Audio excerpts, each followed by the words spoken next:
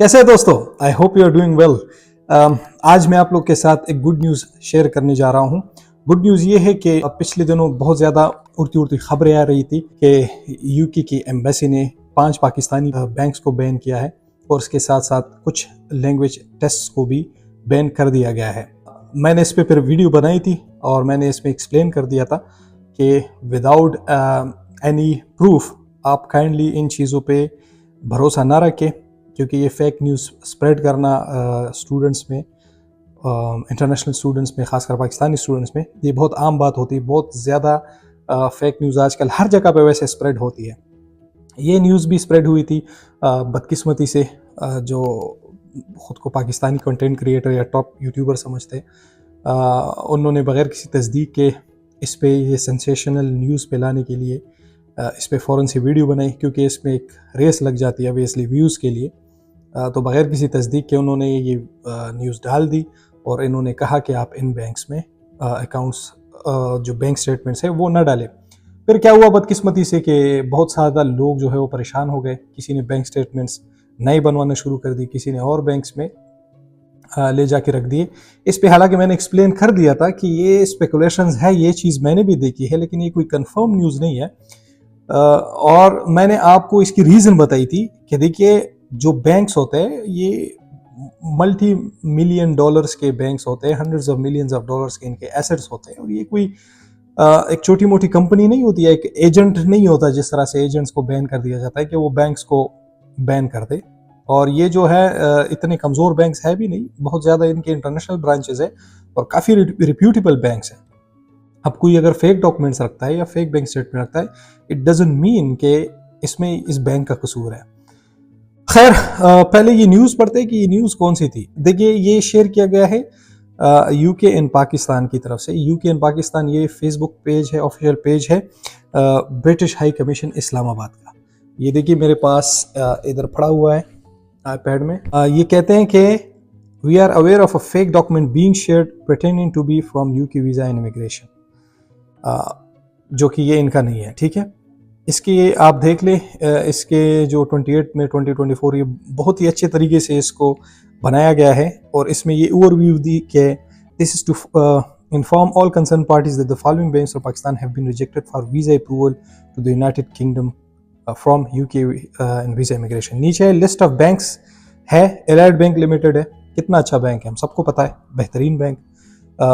इसके साथ साथ बैंक अल फलाह हो गया, बैंक इस्लामी लिमिटेड है, फैसल बैंक है, बीब बैंक है, यूनाइटेड बैंक लिमिटेड है।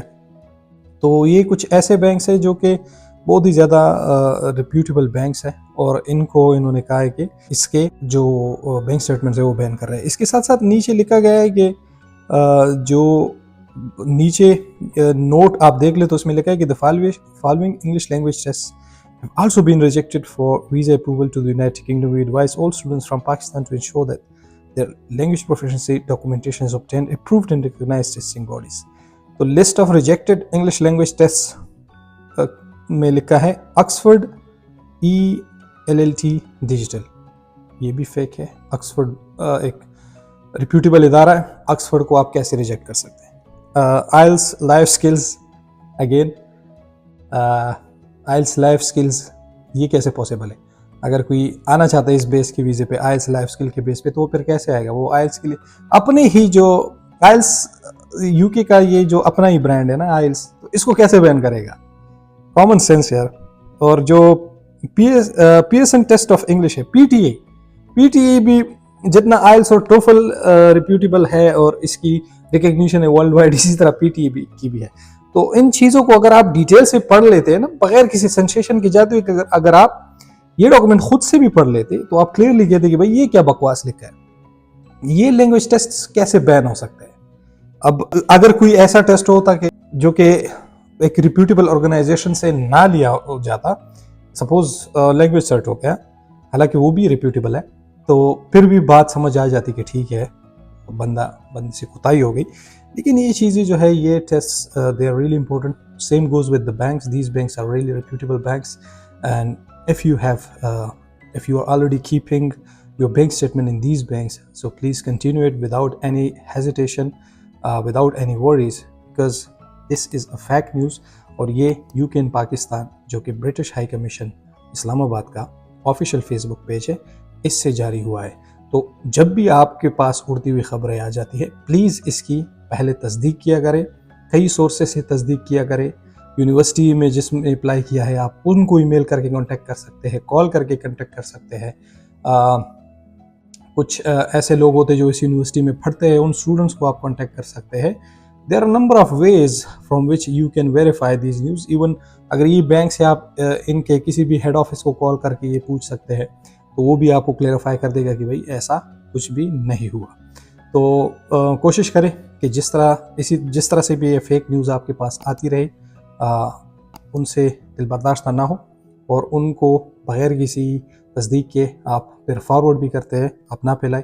और ये जो न्यूज़ है, ये जिन्होंने भी अगर यूके के लिए अप्लाई किया या अप्लाई करना चाहते हैं, आप इन बैंक्स में बैंक स्टेटमेंट्स रख सकते हैं बग़ैर किसी हिचकिचाहट के, क्योंकि ये देखिए ब्रिटिश हाई कमीशन ने खुद इसको क्लेरिफाई कर दिया है।